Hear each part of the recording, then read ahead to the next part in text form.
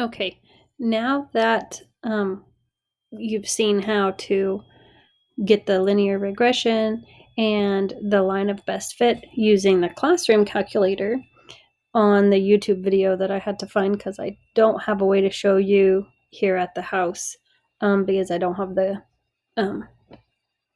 calculator on my computer at home. So anyway, now I'm going to show you how to do it in Desmos. So we're going to use the actual handout, the foldable that you have to work it out. So in Desmos, you are going to use X and Y, and you're going to add a table. Okay, so X1 and Y1. So your X values will be right there from the list. So we've got 3, 7, 10, 15, 18, and 21.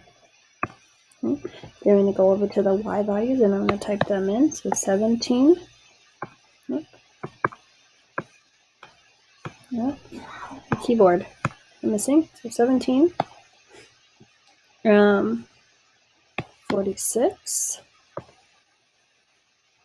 83. I don't know why it disappears when I hit enter on this side, but anyway.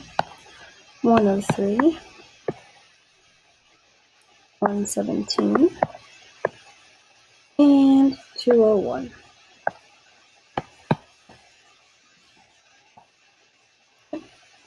But we don't want this extra line, so we want to backspace it.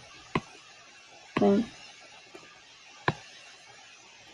So if you'll notice, okay, we can't really see our dots because I need my data here to be different so I can see all my points on here. So I'm going to change my settings on the Desmos graph. So notice that my X's start at 3 and go to 21. So I'm going to change this to a -5, just so I, and do 30. And then on the y-axis, I'm going to change it as well. Notice it starts at the lowest is 17 and it goes to 201. So I'll just start it at 0 and have it go to 225. Okay. So now I should be able to see my dots. Okay. Should be able to see the pattern there and what it looks like. So you should be able to see that this looks like a positive correlation line. It looks like it's going up, positive direction. Okay. So to get it to give us the same data that you could get on the handheld calculator from the classroom, you have to actually type it in here. There's not a menu that you can go to, so you have to memorize this. Whereas on the classroom calculator, you don't have to memorize anything to put in, you just have to memorize the steps. So there's the difference, because you can use this on the star, but you have to remember how to do it and type it in. So we're going to type it in just like our so y1, okay, equals, oh, not equals, sorry, we got to use the little squiggle because we want it to approximate for us what the equation is going to be. So y1, and then we're going to type in our m, okay, and then x1, because those are our what we have in our table is y1 and x, or x1 and y1, okay, and then we're going to do plus b, because that's our linear equation that we like to use, our slope-intercept form, y equals mx plus b. So we're telling the calculator, the Desmos, to give us the information we need. So if you will notice, down here,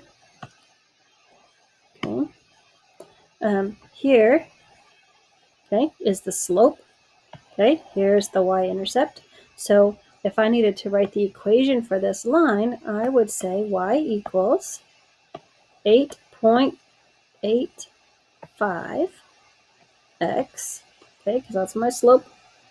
My m is right there in front of my x, okay, plus b, or minus 14.61. Okay? So there is my equation for my line of best fit using the slope and the y-intercept that I've been given. Okay? It also gives me my r. Okay? I don't care about the r squared. That's not what I'm looking for. We don't deal with that in Algebra 1. We just need the r, which is the correlation coefficient. Okay?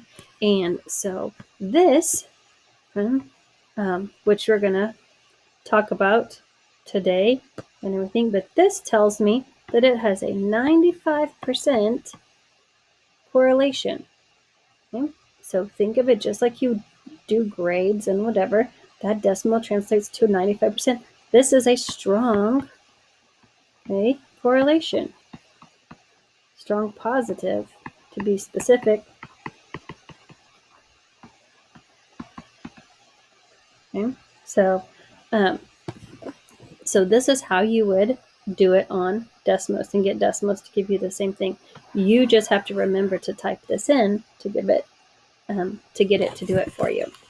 Okay, so now over here on our foldable, the line of best fit would be y. Okay, y equals 8.85x plus, nope, actually not plus, minus 14.61. Okay, so there's the line of best fit. The correlation coefficient is the r, and r equals 0.95. Okay, so that's how that you would do that.